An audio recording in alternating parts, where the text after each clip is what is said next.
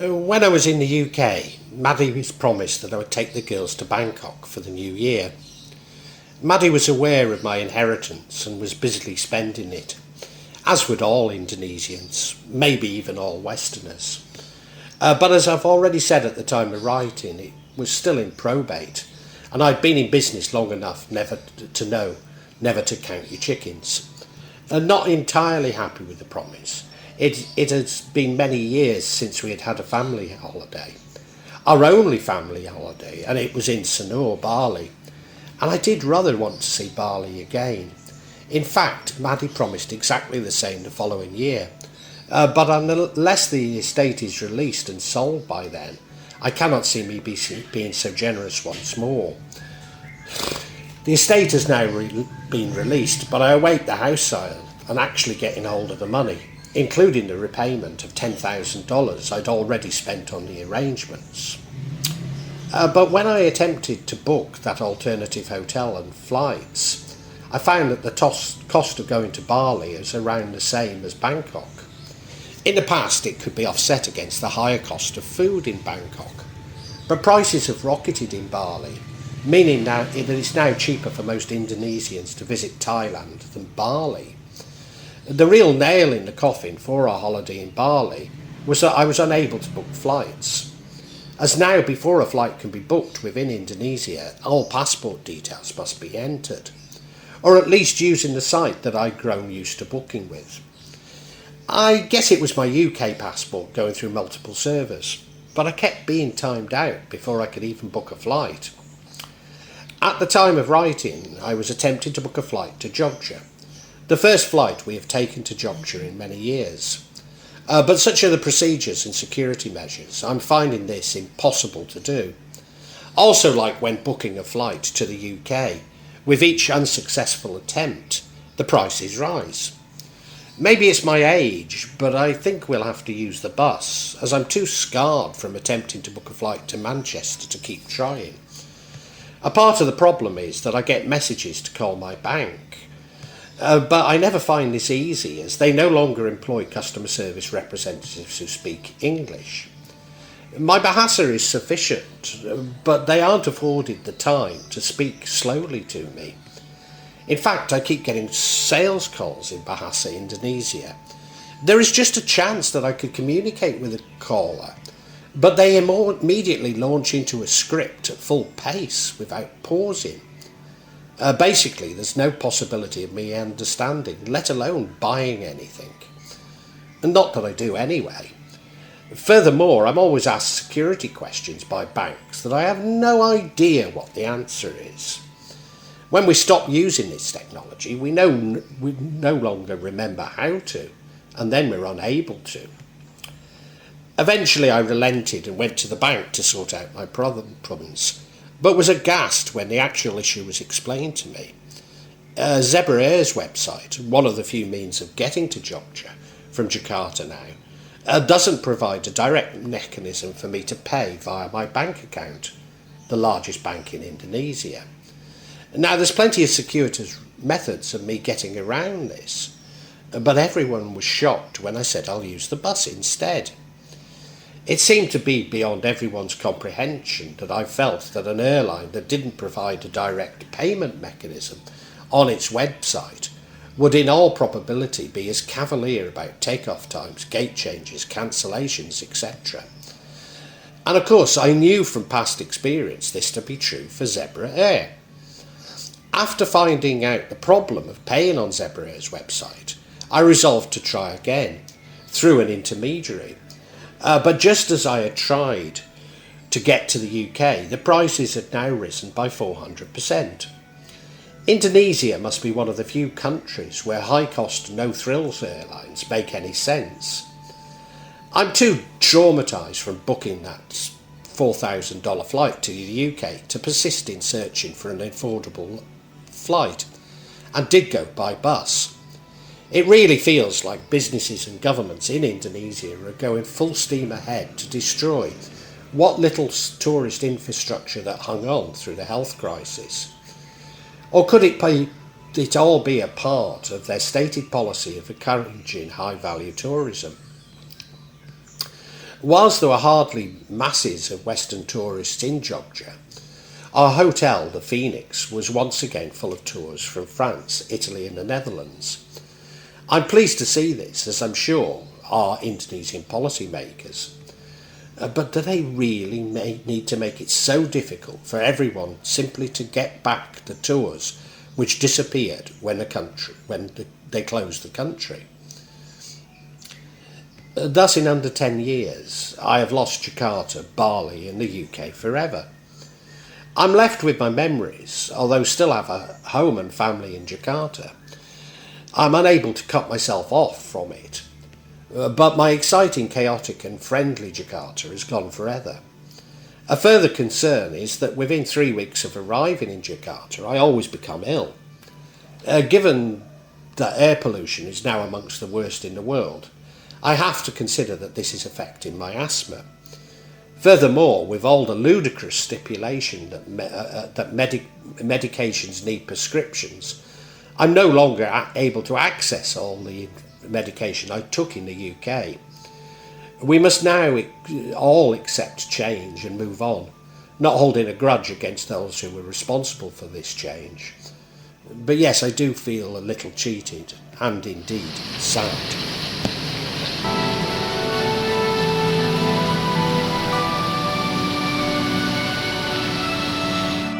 Therefore we went to Bangkok. I cannot say that the flight and arrival was without its issues. I think the flight was delayed for 6 hours. Then on arrival we all went to the toilets. The girls, whom had never been outside Indonesia before, convinced Maddie to go through passport control, a very long way from the toilets, as those of you who are familiar with Bangkok Suvarnabhumi Airport will know. This caused over an hour delay and considerable stress for me. Close to tears I had shed when trying to get my booster shot. I was, after all, responsible for my family in a strange land. I guess due to the increased cost of petrol, but on this visit it was near impossible to get a taxi, and certainly not one that would use a meter. So nearly another hour was wasted getting a taxi. I understand that price rises now has resolved this, but I doubt if the price rise was as much as foreigners was being charged while we were in Bangkok. I booked the Hotel Egret on Soi 4, Soi Nana, Sukhumvit, that I'd used well before. You may well ask why a Muslim family chose to stay in a hotbed of depravity. We're all what would in the West be described as liberal Muslims, a slightly misleading term in Islam, but I'm sure you get the picture. Maddie, on her last visit, had loved talking and drinking with ladyboys, as they were with her. We arrived on Soi 4 nearing 4 o'clock in the morning, and Widiati and Titi's eyes popped out of their heads. Not only were the streets alive, some bars were still open. Girls, or were they ladyboys, thronged the streets, and Bangkok felt like an oasis of liberalism. I had two other reasons for choosing Soi 4. Firstly, it's opposite Soi Arab, and Maddie and I love Indian and Arab food. This meant there were far more masjids in the area than anywhere in Bali, rather surprisingly including the Javanese mosque, although a good walking distance from Soi Arab when walking on a hot day, which I insist on doing when visiting a masjid. The Javanese mosque, or Masjid Indonesia, is a mosque located in central Java, not far from the Egret Hotel. I say not far, but it was very hot walking and is a little difficult to find. The mosque is called the Javanese Mosque because it was founded by the Javanese in Bangkok. The mosque was built on Wafak land owned by Haji Sumad Salah, a Javanese immigrant, in 1906. The mosque has a Javanese architecture with light green colour and a pyramid roof with 3 steps, not unlike the Grand Kauman Masjid in Jogja, Yogyakarta.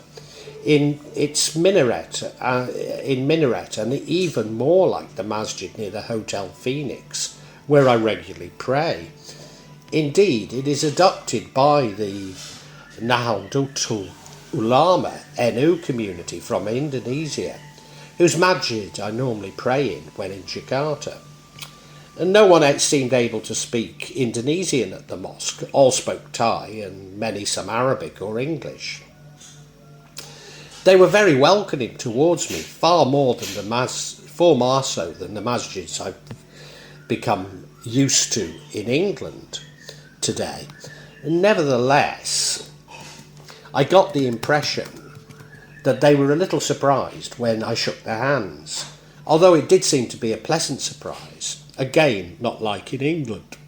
Of course, being Javanese, there would have been a few who know Indonesian when they were transported from Japan to Thailand. But my Javanese is so poor, I didn't attempt to test my theory. In any case, few, if any, would have been first generation. The other reason is, as I say, Maddie loves drinking with ladyboys, and they seem to love her back. So Soi 4 was a great choice, especially as the bar opposite our hotel has become a ladyboy bar. We would chat to the ladyboys and would watch the world go by. Particularly entertaining was watching the reaction of young Arabs and Indian males when they realised that these very attractive ladies had a little more to them than they had first thought. The girls absolutely loved Bangkok and were rushing around using the BTS, etc. But never taxis for obvious reasons. I was a little surprised that they found Bangkok to be like Jakarta 15 years previously. Maybe they were simply referring to the architecture, which is a little older than Jakarta's. Or was it a reflection on the increasing conservatism of Jakarta? I really don't know, but I've always seen Jakarta as becoming more like Bangkok, hopefully, rather than Bangkok becoming a bit more like Jakarta, regrettably. Normally I stay in Sukhumvit, as everything I want is close by, and don't really go on holiday to rush around. But the girls persuade us to visit Pratu Nam clothing market, which was my idea of purgatory, not least as the prices quadrupled when it became apparent that I was accompanying my family. But the worst aspect is it's full of traders from many Asian countries, pulling shopping bag trolleys, which for some bizarre reason seemed attracted to my ankles. I say bizarre, but many years previously I'd given up on shopping at Tesco in Parswood, Manchester, as their trolleys appeared strangely attracted to my ankles.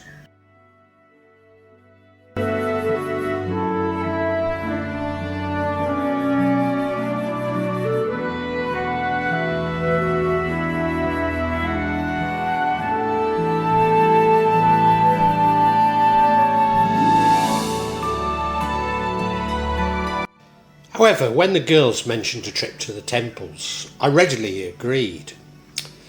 As well, you already know, I never leave Sukhumvit. So despite having visited Bangkok many times, I'd never seen the temples.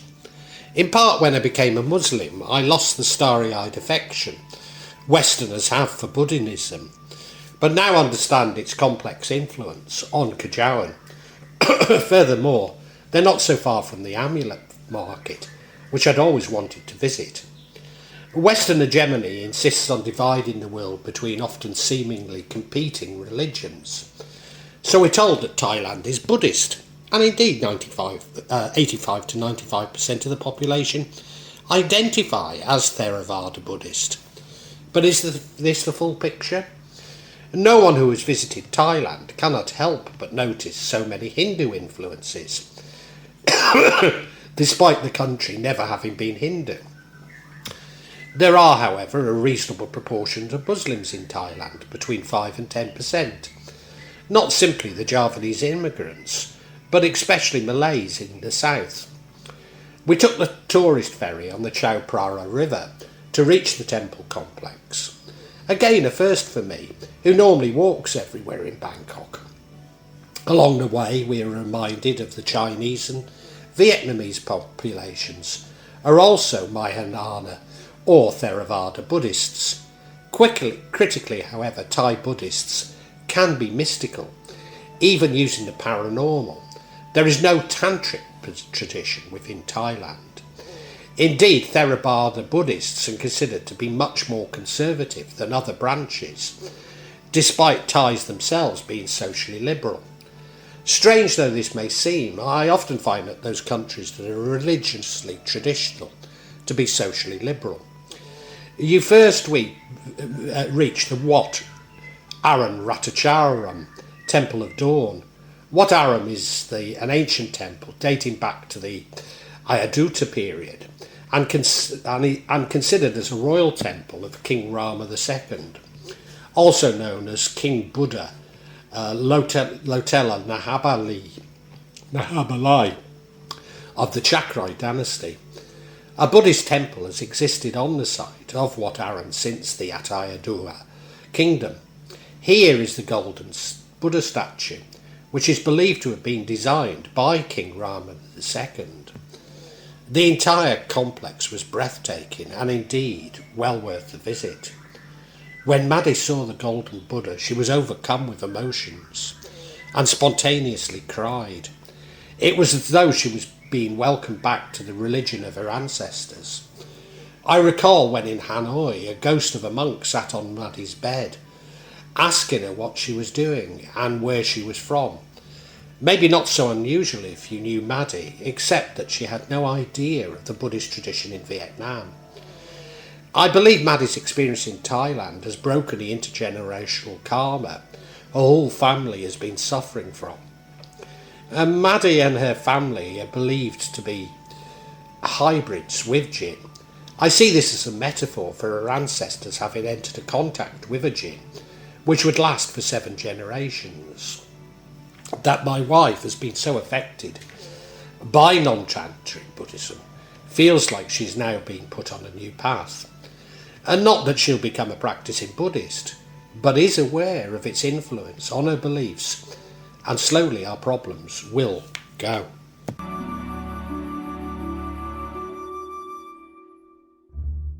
On the other side of the river, in a short ferry ride, we reached the Rot Prara, Chetafon, Wimon, Mangaharam, Machawaram, Machawiwaran, or Wat Pho complex.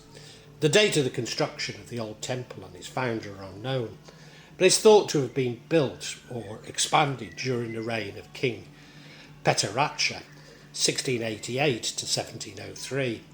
The Wat and the reclining Buddha, Pra or Buddha Rasayasa, were built by Rama III in 1832. The statue of the reclining Buddha represents the entry of Buddha into Nirvana and the end of all reincarnations. The posture of the image is referred to as Shisha Sayasyas, the posture of sleeping or reclining lion. The figure is 15 metres long and 15 metres high and 46 metres long, and is one of the largest Buddhist statues in Thailand. It's also the most crowded part of the temple complex, and whilst worth seeing, a little bit like popular tourist sites the world over. Not too far from the Grand Palace was the Grand Palace, and has been the official residence of the kings of Siam and later Thailand since 1782. The king, his court and the royal government were based on the grounds of the palace until 1925. King Bhumi Boyle Adulyadej Rama IX resided at the Chitralanda royal villa, and his successor King Varij Longkorn Rama X at Amphorn Saturn Residential Hall, both in the Dusit Palace. But the Grand Palace is still used for official events. The Temple of the Emerald Buddha, or Wat Prara Kiao, is a royal chapel situated in the rolls of the palace. However, we didn't venture into the palace, as by now we were all a little templed out. Also, it's notorious for tourist scams, and we certainly looked like tourists. despite my family being spoken to in Thai. A Thai Buddha amulet often refers to a Votar tablet. It's a type of Thai Buddhist blessed item. It is used to raise funds to help for temples' operations. A Thai Buddhist monk will give an amulet to Buddhists as a gift after they donate money or offerings to the temple. The amulets are then no longer considered a gift, but a tool to enhance luck in different aspects of life.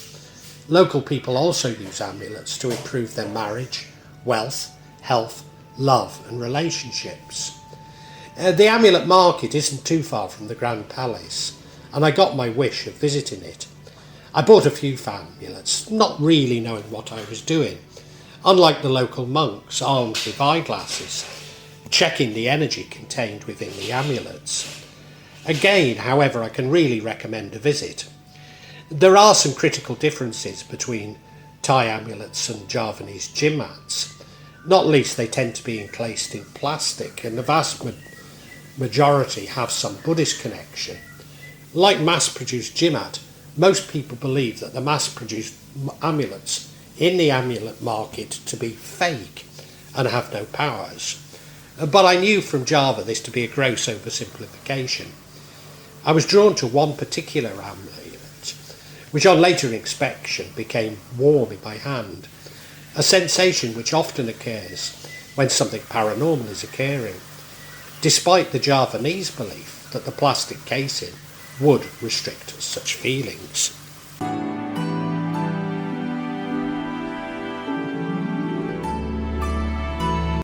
The yantra is a geometrical design, mainly from the Tantric tradition of the Indian religions. Yantras are used for the worship of deities in temples or at home, as an aid in meditation, used for the benefits given by the supposed occult powers based on Hindu astrology and Tantric texts. But as I've said, in Thailand there's no really association with Tantra. Often they depict a mandala, which are all too familiar in Indonesia, even being used as a metaphor for the Majapahit Empire.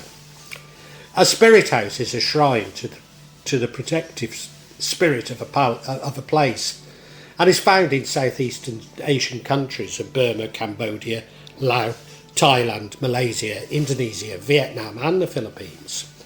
The spirit house is normally in the form of a small roof-shaped structure, and is often mounted on a pillar or a dais. They can range in size from small platforms to houses large enough for people to enter. Spirit houses are intended to provide shelter for spirits that could cause problems for local residents if not appeased. The shrines often include images or carved statue of peoples and animals, which in my experience the spirits are fascinated by statues, even dolls. Offerings are left at the house to propitiate the spirits. Very commonly this includes a bottle of fizzy drink, often red Fanta, with a straw. More elaborate installations include an altar for this purpose. Almost all houses, offices and apartment blocks in Thailand will have a spirit house, even on Soy Arab. They keep the spirits away from the main building. Whilst found across Indonesia, such houses are more common in Bali. Old trees are often preserved, with buildings around them or incorporating them. Like in Java, the trees are believed to contain spirits, and like the spirit house, offering will be found around them. As in Java, it's indicative of an animistic tradition within Thai beliefs. Despite the resonance with Javanese beliefs, a drunken Australian in Checkers pub on Soi 4 picked on me for being a Muslim.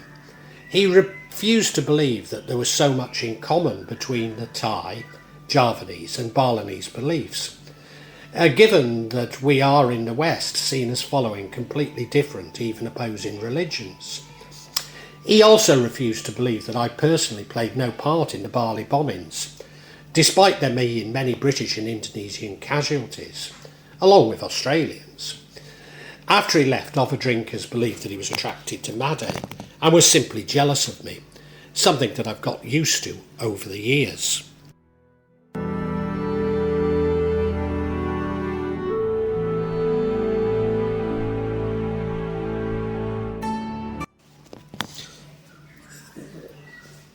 don't know if I can say this, C-A-bis, something that people smoke, had recently been decriminalised in Bangkok and was on sale absolutely everywhere. I didn't buy any, and I don't think the girls did. I recently met with a friend from Manchester in Jakarta, and he'd also recently been to Bangkok and complained about the strong smell of C everywhere.